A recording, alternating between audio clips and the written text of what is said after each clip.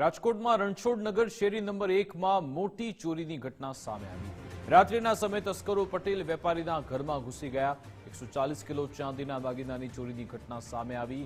અતુલભાઈ પટેલે ધારાસભ્ય ઉદય કાનગડને જાણ કરી। ઘટનાની તાત્કાલિક પોલીસને માહિતી આપવામાં આવી। DCP crime B division police તપાસમાં જોડાયા। ક્રાઇમ બ્રાન્ચની ટીમ પણ આ તપાસમાં સક્રિય થઈ છે। રાજકોટમાં રણછોડનગર શેરી નંબર 1માં આ ચોરીનો બનાવ બન્યો છે, ત્યારે રાત્રિના સમયે તસ્કરો પટેલ વેપારીના ઘરમાં ઘૂસ્યા હતા। 140 કિલો ચાંદીના દાગીનાની ચોરીની ઘટના સામે આવી, ત્યારે અતુલભાઈ પટેલે ધારાસભ્ય ઉદય કાનગડને આ બાબતે જાણ કરી હતી। આ ઘટનાની તાત્કાલિક પોલીસને વિગત આપવામાં આવી। DCP crime B division police આ અંગે તપાસ કરી રહી છે। ક્રાઇમ બ્રાન્ચની ટીમ પણ તપાસમાં સક્રિય થઈ છે। હવે એ ચોર ટોળકીને ઝડપવા, તસ્કરોને ઝડપવા કવાયત હાથ ધરવામાં આવી રહી છે। રાજકોટમાં રણછોડનગર શેરી નંબર 1માં આ ચોરીનો બનાવ બન્યો છે, જ્યાં રાત્રિના સમયે તસ્કરો તાટક્યા હતા। એક વેપારીના ઘરમાં ઘૂસી ત્યાં 140 કિલો ચાંદીના દાગીનાની ચોરી કરવામાં આવી છે। હવે આ અંગે પોલીસ તપાસ કરી રહી છે। વિસ્તૃત જાણકારી આપશે અમારી સાથે સંવાદદાતા ગૌતમ ભેડા લાઈવ જોડાઈ ગયા છે। ગૌતમ, શું વધુ વિગતો? પોલીસ શું કહી રહી છે, કઈ દિશામાં તપાસ થઈ રહી છે, અને વેપારી પરિવારનું પણ શું કહેવું છે?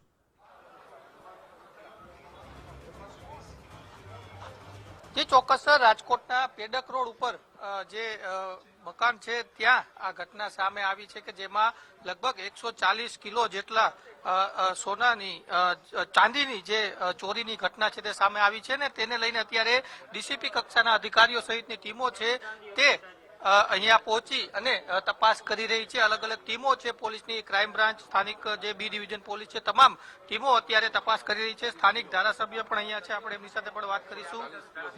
ઉદયભાઈ, ચાંદી ચોરી ઉદયભાઈ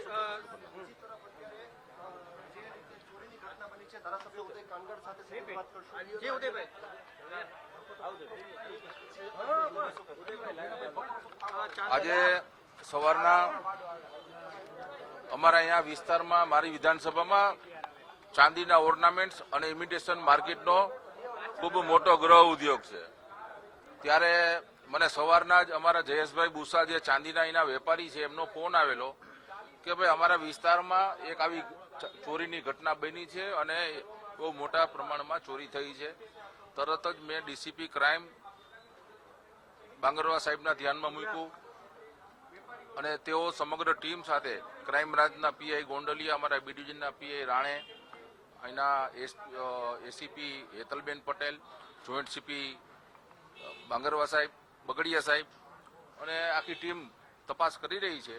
લગભગ 140 કિલો જેટલા દાગીનાની ચોરી થઈ છે અને પોલીસે એફઆઈઆરની પ્રક્રિયા ચાલુ કરી, સ્થળની વિઝિટ કરી, અહીંનું જે કંઈ આજુબાજુના સીસીટીવીઓ જે કંઈ છે સર્વેલન્સ, અને પોલીસ એની રીતે જે કાંઈ કાર્યવાહી કરવાની હોય એ ગંભીરતાપૂર્વક કરી રહી છે। અને મને આશા છે કે આ ચોરી છે એ જેમ બને એમ જલ્દી ડિટેક્ટ થઈ જશે।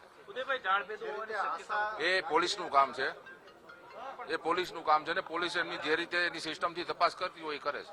ચોક્કસ જે ચાંદીની ચોરીની ઘટના છે તેને લઈને અત્યારે અલગ અલગ પોલીસની ટીમો છે તે પણ અત્યારે ઘટના સ્થળે પહોંચી અને અલગ અલગ દિશાની અંદર તપાસ કરી રહી છે। કોઈ જાણભેદું છે કે અન્ય કોઈ વ્યક્તિ તેને લઈને પણ તપાસ કરી રહી છે। આ ઉપરાંત જે સીસીટીવી છે આ વિસ્તારની અંદર તે પણ ચકાસણી કરી રહી છે।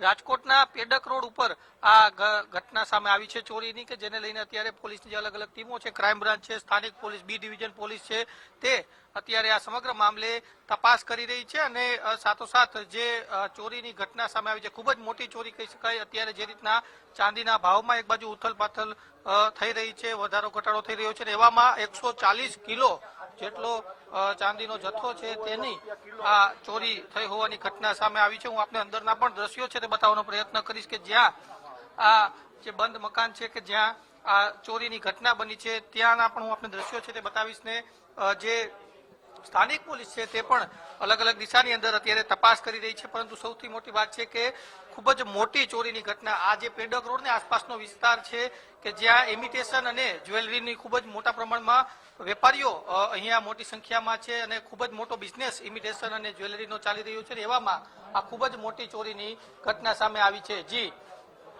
બિલકુલ, આભાર તમામ જાણકારી આપવા બદલ।